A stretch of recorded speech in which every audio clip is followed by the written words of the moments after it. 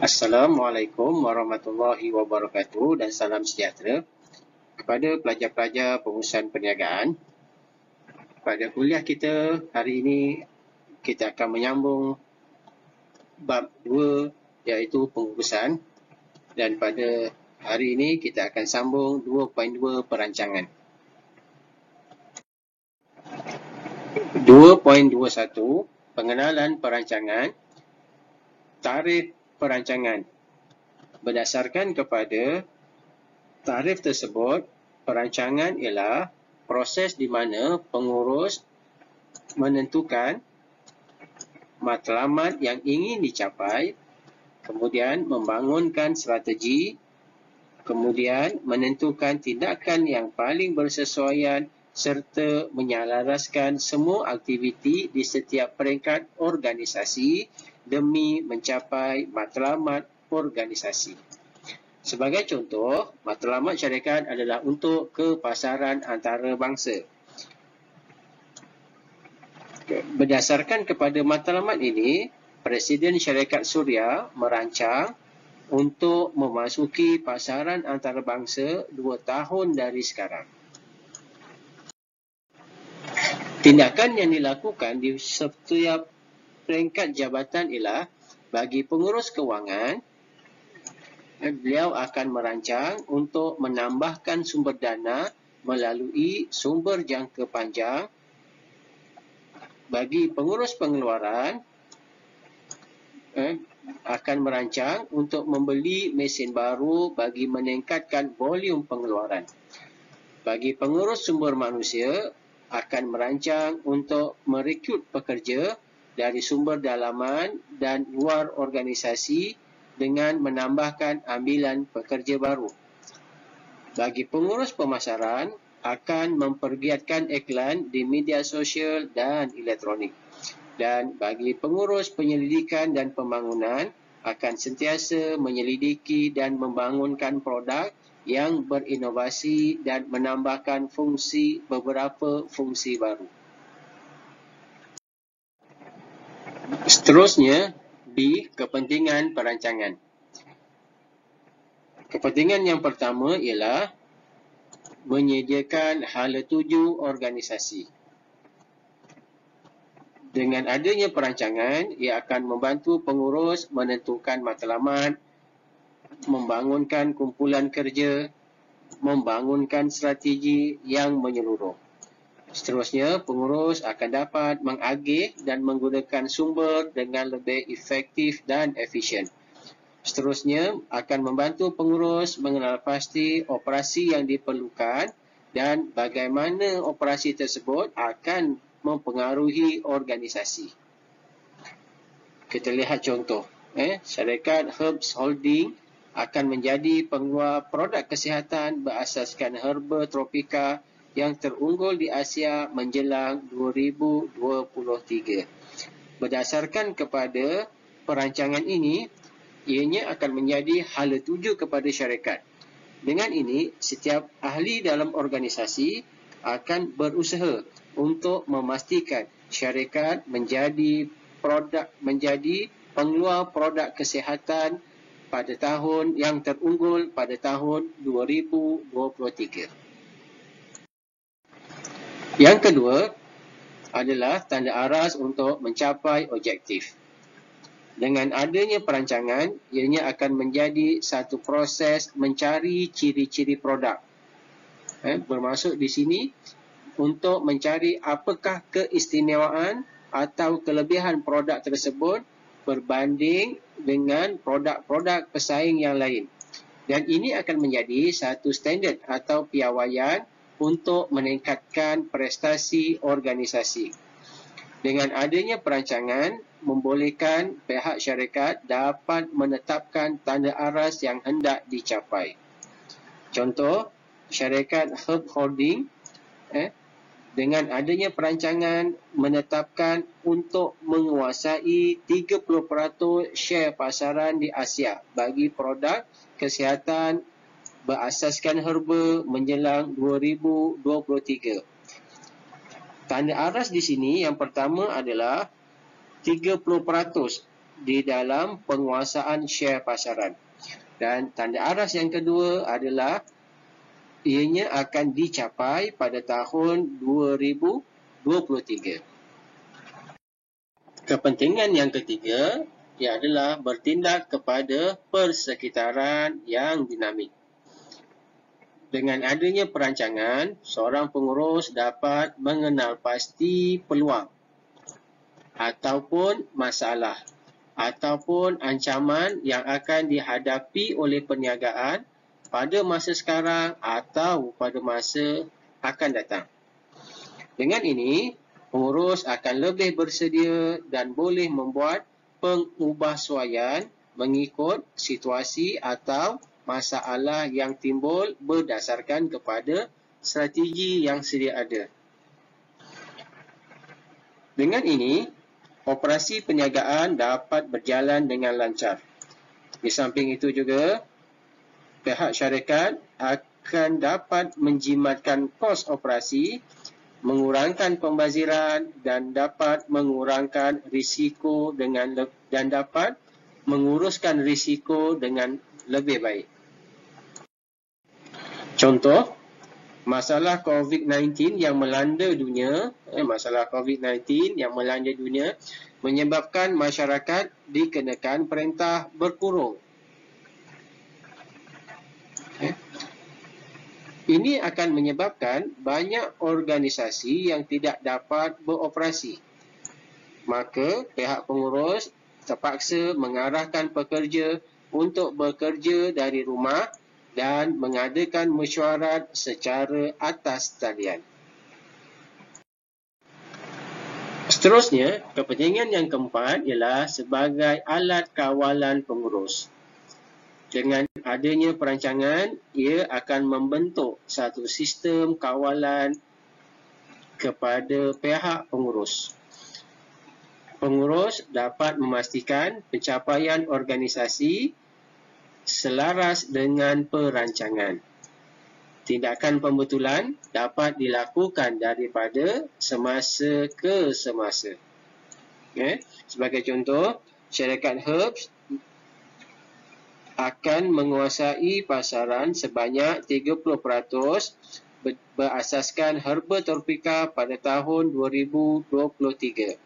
Sekiranya keadaan ini tidak dapat dicapai, pihak pengurus akan mengenal pasti punca dan akan cuba membangunkan strategi baru. Seterusnya, kita akan lihat apakah hubung kait di antara jenis perancangan dan peringkat pengurusan. Terdapat 3 jenis perancangan yang dilakukan oleh pihak syarikat. Yang pertama ialah perancangan strategi ataupun perancangan jangka panjang. Perancangan strategi ini mengambil masa lebih daripada 3 tahun. Yang kedua adalah perancangan taktikal atau perancangan jangka sederhana. Perancangan ini mengambil masa di antara 1 hingga 3 tahun. Dan yang ketiga adalah perancangan operasian atau perancangan jangka pendek. Perancangan ini mengambil masa kurang daripada setahun. Dan kita akan lihat balik apakah yang dipanggil sebagai peringkat pengurusan. Sebelum ini, saya telah terangkan terdapat 3 tahap peringkat pengurusan, iaitu pengurusan atasan, pengurusan pertengahan dan pengurusan bawahan. Okey, sekarang ini kita akan lihat perancangan strategik atau perancangan jangka panjang. Perancangan strategik ini adalah satu perancangan yang menyeluruh bagi mencapai matlamat organisasi. Perancangan ini melibatkan tempoh yang panjang, iaitu melebihi daripada 3 tahun dan dilakukan oleh pengurus atasan. Kita sedia maklum, pengurus atasan ini terdiri daripada presiden ataupun lembaga pengarah ataupun CEO. Mereka inilah yang akan membuat perancangan strategi. Risiko adalah tinggi kerana ia akan melibatkan perancangan keseluruhan, iaitu melibatkan keseluruhan organisasi. Dalam perancangan ini, kemahiran yang diperlukan adalah kemahiran konseptual yang tinggi. Contoh, syarikat Triple Jati ingin meluaskan pasaran perabotnya ke pasaran Eropah 5 tahun akan datang. Sebelum syarikat membuat keputusan untuk menguasai ataupun menebusi pasaran Eropah, syarikat akan membuat kajian dengan terperinci, melihat daripada sudut persekitaran dalaman dan juga persekitaran luaran sebelum membuat keputusan untuk meluaskan pasaran ke negara Eropah. Dan ini memerlukan kemahiran konseptual yang tinggi. Seterusnya, yang kedua adalah perancangan taktikal atau perancangan jangka sederhana. Perancangan ini dibentuk berdasarkan kepada perancangan strategik. Bermaksud bahawa setelah perancangan strategik itu dilaksanakan ataupun diputuskan, barulah perancangan taktikal akan dibentuk. Dan ia adalah terjemahan daripada perancangan jangka panjang yang akan dibuat oleh pengurus peringkat pertengahan. Siapakah itu pengurus peringkat pertengahan? Ia merujuk kepada pengurus di setiap jabatan. Contoh, pengurus jualan, pengurus pemasaran, pengurus sumber manusia ataupun pengurus keuangan.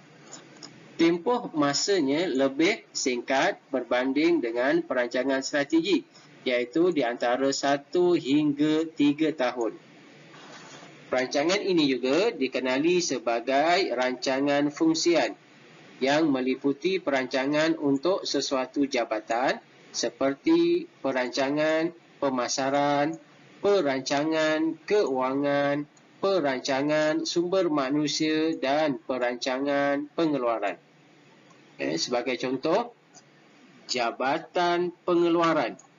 Syarikat Triple Jati menyasarkan peningkatan volume pengeluaran sebanyak 20% dalam tempoh 2 tahun.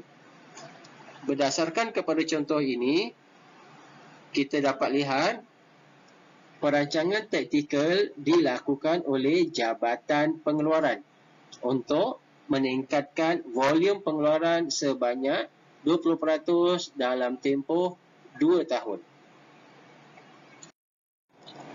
Ketiga, perancangan operasian atau perancangan jangka pendek. Perancangan ini adalah satu bentuk perancangan yang terperinci dilakukan oleh pengurus peringkat bawahan. Kita sedia maklum, pengurus bawahan ini contoh seperti ketua unit atau ketua gerani. Jangka masa perancangan ini adalah paling pendek, iaitu kurang daripada 1 tahun. Dan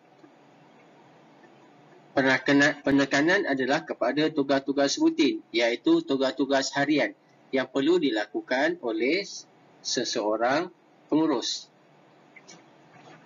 Ianya dilakukan secara berulang-ulang, contoh secara harian atau mingguan ataupun secara bulanan.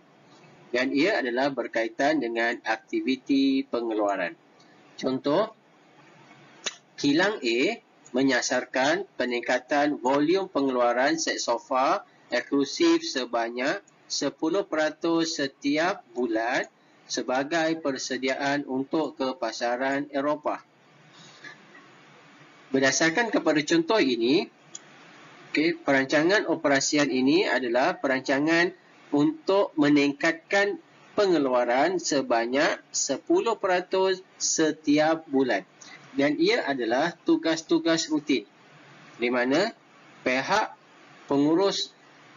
pengurusan akan memantau di bahagian akan memantau aktiviti pengeluaran untuk memastikan setiap pekerja berusaha untuk menambahkan produktiviti sebanyak 10% setiap bulan.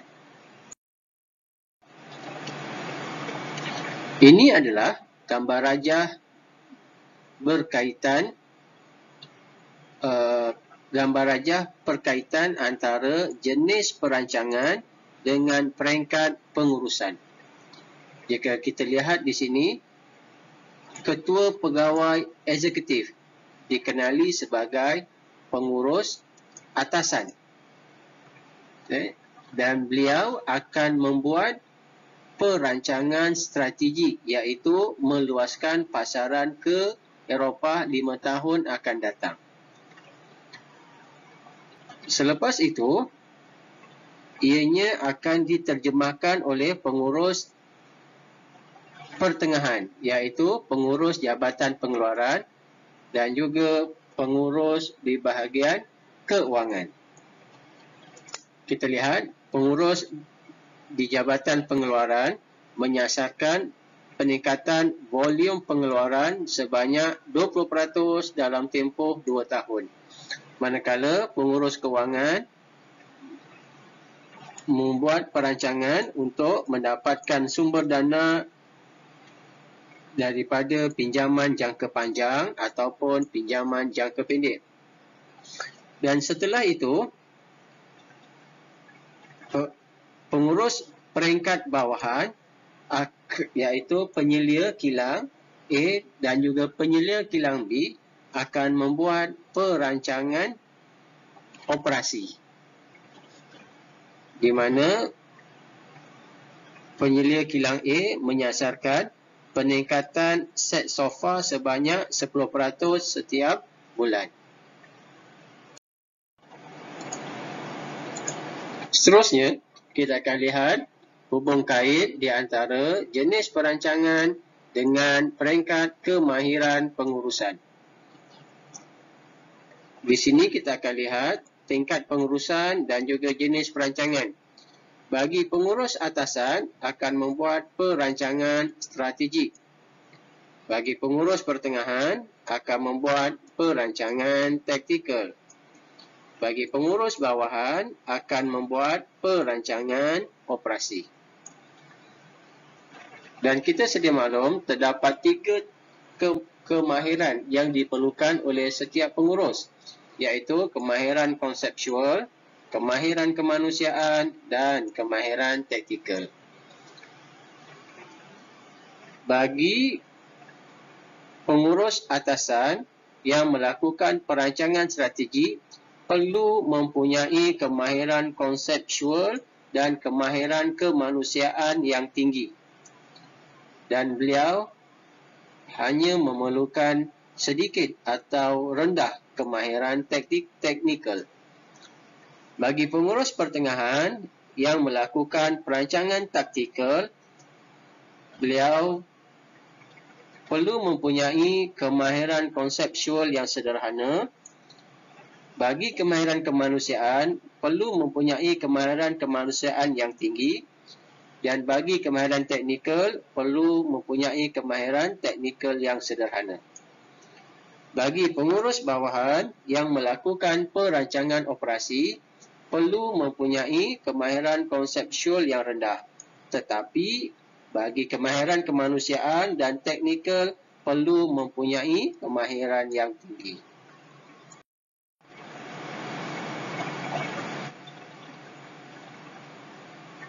Seterusnya, kita akan lihat hubung kait di antara jenis perancangan dan kemahiran di peringkat pengurusan. Kita lihat di sini, bagi perancangan strategi dilakukan oleh pengurus atasan. Kita maklum bahawa pengurus atasan perlu mempunyai kemahiran konseptual yang tinggi berbanding dengan pengurus di peringkat yang lain. Pengurus atasan akan sentiasa memantau persekitaran dalaman, kemudian persekitaran luaran seperti ekonomi, teknologi, kebudayaan, pelanggan, pekerja dan pesaing. Bagi perancangan taktikal, ianya perlu dimiliki oleh pengurus pertengahan. Pengurus pertengahan akan menentukan bagaimana syarikat akan menggunakan sumber-sumber yang ada bagi mencapai matlamat.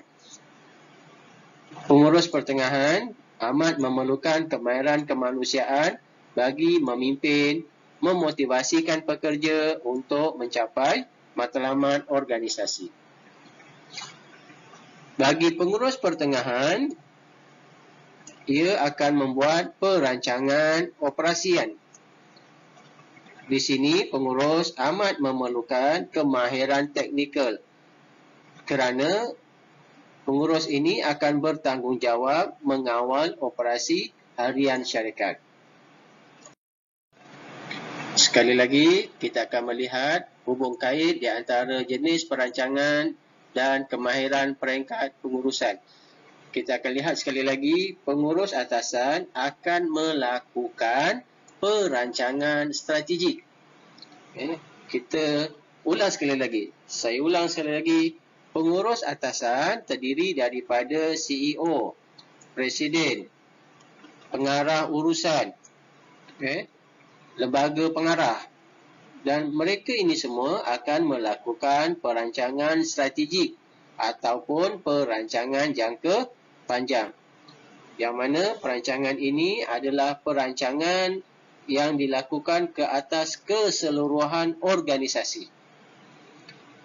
Pengurus perlu mempunyai kemahiran konseptual yang tinggi berbanding dengan pengurus-pengurus yang lain disebabkan pengurus ini perlu memantau persekitaran dalaman dan luaran organisasi.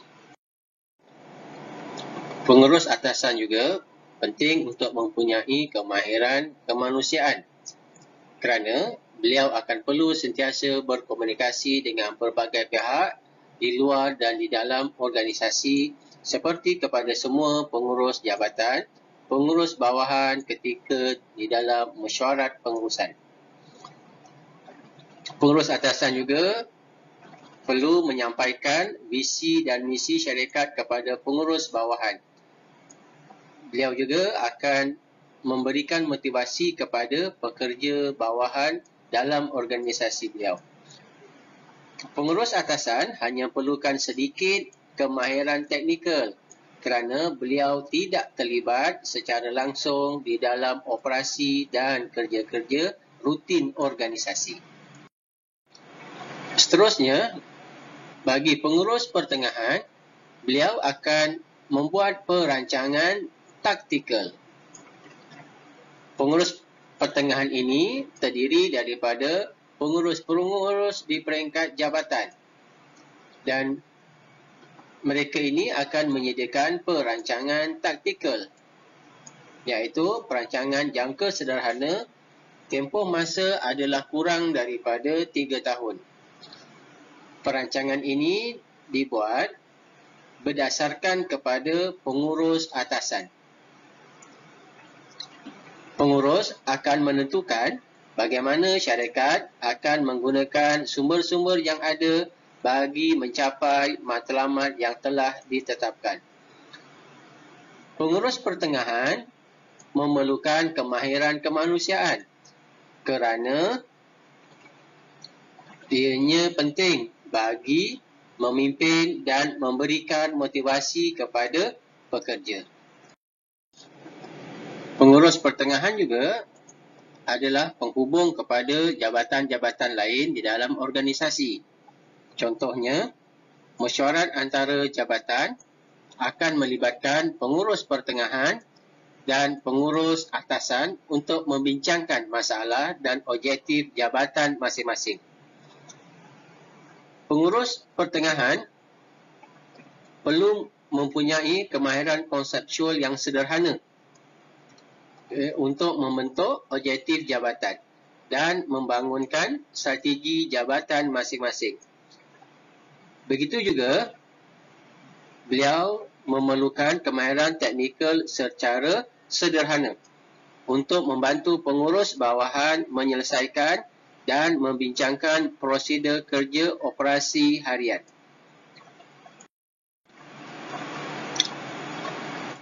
Seterusnya, pengurus bawahan akan melakukan perancangan operasian.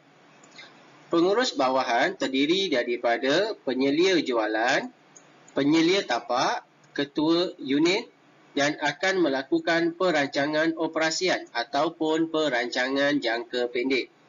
Perancangan ini mengambil masa kurang daripada setahun ataupun perancangan ini dilakukan dalam bentuk harian, mingguan atau bulanan.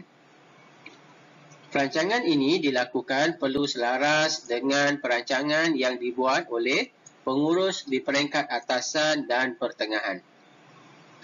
Pengurus bawahan memerlukan kemahiran teknikal yang tinggi kerana beliau akan bertanggungjawab mengawal operasi harian organisasi.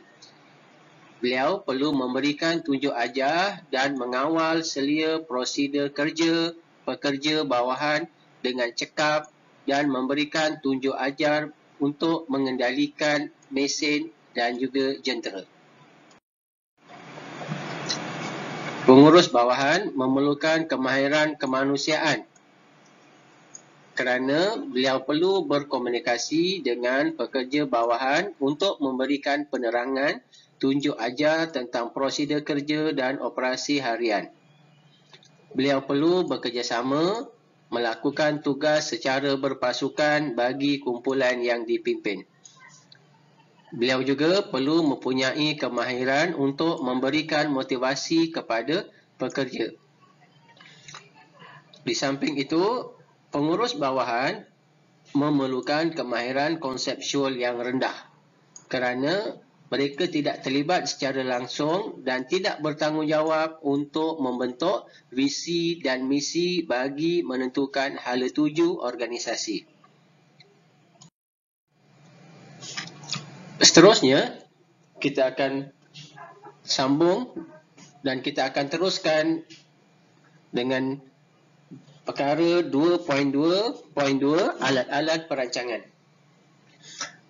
Terdapat 4 alat perancangan. Yang pertama adalah belanjawan, carta pet, carta gan dan titik pulang modal. Seterusnya kita akan melihat jenis-jenis alat perancangan. Yang pertama adalah belanjawan. Belanjawan ini adalah satu bentuk perancangan yang akan memperuntukkan sumber kewangan dalam melaksanakan sesuatu aktiviti, projek atau program dalam sesuatu tempoh tertentu. Ia adalah alat pengurusan yang penting untuk tujuan mengagihkan sumber kewangan yang terhad untuk pelbagai kegunaan. Dan ia akan digunakan untuk merancang perbelanjaan organisasi dalam sesuatu tempoh tertentu. Seterusnya kita akan lihat. Okey, sebagai contoh, ini adalah contoh belanjawan bagi syarikat dalam memperuntukkan sumber-sumber kewangan. Kita lihat di sini, untuk jentera dan juga mesin, peruntukan adalah sebanyak 55%. Untuk R&D, perancangan belanjawan adalah sebanyak 5%. Untuk utility arm sebanyak 15% dan untuk gaji, upah dan komisen sebanyak 25%. Seterusnya, alat perancangan yang kedua adalah titik pulang modal. Titik pulang modal ini adalah satu bentuk analisis yang digunakan untuk mengkaji hubungan di antara jualan atau hasil dengan kos untuk menentukan titik di mana jumlah jualan akan menyamai jumlah kos, iaitu titik pulang modal. Bermaksud bahawa dalam titik pulang modal, kita akan lihat pada titik di mana jumlah hasil mesti sama dengan jumlah kos. Jumlah hasil ini adalah P kali dengan Q atau harga darab dengan kuantiti. Manakala jumlah kos ini merangkumi kos tetap dan kos berubah. Kegunaan titik pulang modal adalah untuk menentukan unit minima yang patut dikeluarkan atau dijual untuk mendapat titik pulang modal. Bermaksud bahawa pada titik pulang modal ini, sesebuah syarikat tidak akan mendapat untung dan tidak akan mendapat kerugian. Bermaksud bahawa jumlah hasil akan menyamai jumlah kos. Bermaksud syarikat tak dapat untung dan juga tidak mendapat rugi. Okey. Dan kita lihat daripada sudut formula bagaimana untuk mendapatkan titik pulang modal. Formula adalah KT. KT ini merujuk kepada kos tetap bahagi dengan harga tolak kos berubah seunit. Kemudian kita akan lihat TPM diperolehi daripada jumlah hasil menyamai jumlah kos. Dan analisis TPM ini juga boleh ditunjukkan dalam bentuk grafik. Dan ianya diperolehi daripada titik persilangan di antara garis jumlah hasil ataupun JH jumlah hasil dengan garis jumlah kos ataupun JK. Ini adalah rajah titik pulang modal. Kita lihat ada dua paksi utama di sini. Yang pertama adalah paksi jumlah hasil. Dan yang kedua adalah paksi volume jualan. Seterusnya, kita akan lihat di sini titik pulang modal berlaku apabila jumlah hasil, kita tengok di sini jumlah hasil menyamai jumlah kos di sini. Ini dipanggil sebagai titik pulang modal. Pada titik di sini, syarikat akan mengeluarkan pada kuantiti Q. Q di sini bermaksud bahawa syarikat apabila mengeluarkan pada kuantiti tersebut tidak mendapat untung dan tidak mendapat rugi. Dan kita lihat di sini hasilnya P. Ini adalah hasil, iaitu kuantiti yang kita akan darab dengan harga. Pada titik ini, syarikat tidak akan mendapat untung dan rugi. Bermaksud bahawa apabila syarikat hendak mendapat keuntungan, syarikat perlu menjual atau mengeluarkan lebih daripada Q di sini. Lebih daripada Q di sini. Maksudnya syarikat kena jual lebih daripada Q di sini. Dengan ini barulah syarikat akan mendapat keuntungan. Seterusnya, kita akan melihat alat perancangan yang ketiga adalah carta Gantt. Carta Gantt adalah satu carta berbentuk bar yang akan menunjukkan susunan langkah-langkah atau aktiviti di dalam sesuatu projek dan masa yang diperuntukkan bagi menyelesaikan setiap langkah atau aktiviti tersebut. Carta Gantt ini akan digunakan sebagai panduan dalam melaksanakan projek mengikut masa yang telah ditetapkan. Di samping itu juga, ia akan digunakan untuk merancang kemajuan projek. Kemajuan projek di sini adalah kita akan melihat pada tempoh tertentu, pada masa tertentu, berapa peratus projek ini telah disiapkan. Ataupun pada tempoh tersebut, berapa lama lagi projek ini akan dapat disiapkan. Seterusnya, kegunaannya adalah untuk merancang kos untuk melaksanakan sesuatu projek. Contohnya, apabila syarikat mendapat satu projek, berdasarkan kepada carta Gantt, syarikat dapat merancang apakah kos yang akan ditanggung ataupun berapa banyak kos yang diperlukan untuk melaksanakan projek tersebut. Kita lihat contoh proses membuat baju kurung di butik ZZA yang dirancang bagi bulan Februari. Di sini terdapat 4 aktiviti utama, iaitu melakar yang mengambil masa 1 hari bulan 2 hingga 7 hari bulan 2, menggunting 7 hari bulan 2 hingga 14 hari bulan 2, menjahit 8 hari bulan 2 hingga 21 hari bulan 2, dan akhir sekali adalah membungkus 15 hari bulan 2 hingga 28 hari bulan 2. Setelah itu, aktiviti tersebut akan dipindahkan dalam bentuk carta GAN. Contoh di sini adalah aktiviti menyiapkan untuk 500 helai baju kurung. Dengan ini, kita akan lihat bahawa untuk aktiviti Melaka, kita akan tandakan dengan warna merah. Yang mana dia akan bermula pada 1 hari bulan 2 dan akan tamat pada 7 hari bulan 2. Dan untuk menggunting, bermula pada 7 hari bulan 2 dan akan tamat pada 14 hari bulan 2. Menjahit, bermula daripada 14 hari bulan 2 hingga 21 hari bulan 2. Dan membungkus, bermula pada 21 hari bulan 2 dan akan tamat pada 28 hari bulan 2.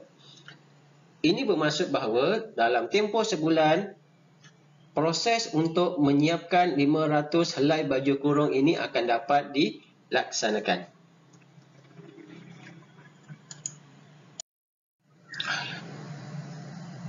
Kita lihat seterusnya, alat perancangan yang keempat adalah carta PERT. Carta PERT adalah rajah yang akan menggunakan garisan bagi mewakili turutan aktiviti dan masa yang diperuntukkan di dalam menyiapkan sesuatu projek, di mana ianya akan melalui masa yang terpanjang yang dikenali sebagai laluan genting. Dan projek dapat disiapkan dan boleh diketahui. Kegunaan carta PERT di sini yang pertama untuk merancang kemajuan projek dari segi tempoh, masa yang diperuntukkan. Yang kedua, merancang kos untuk melaksanakan projek. Yang ketiga, sebagai panduan dalam melaksanakan projek mengikut perancangan masa yang ditetapkan. Dan yang keempat, merancang kegiatan yang penting yang perlu dilaksanakan dahulu. Kita lihat di sini, ini adalah aktiviti bagi membina taman mini. Dan kita akan buat dalam bentuk jadual yang terdiri daripada aktiviti, bermula aktiviti A, B, C, D dan E. Dan ini adalah kegiatan terdahulu. Untuk kegiatan A, tiada kegiatan terdahulu yang perlu dilaksanakan. Untuk kegiatan B, tiada aktiviti terdahulu, manakala untuk aktiviti C, perlu menyiapkan aktiviti A. Untuk aktiviti D, perlu menyiapkan aktiviti B dan C. Untuk E, perlu menyiapkan aktiviti D. Dan pada jalur yang ketiga, ini adalah masa bagi setiap aktiviti. Seterusnya, kita akan pindahkan dalam bentuk lakaran.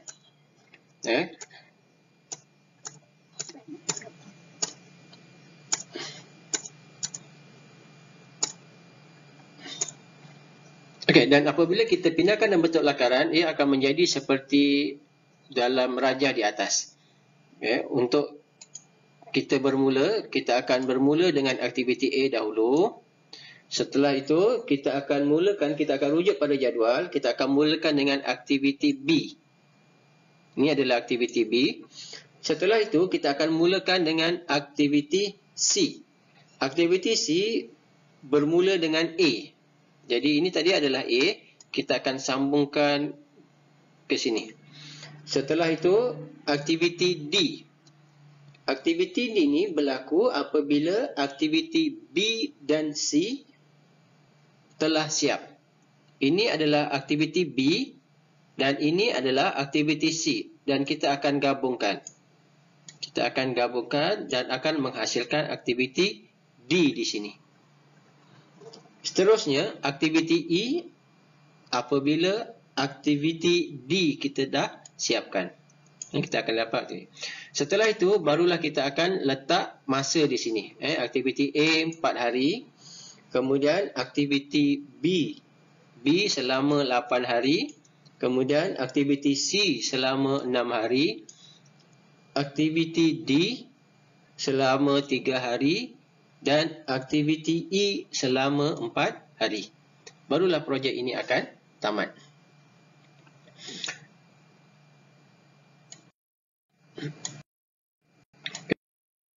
Kemudian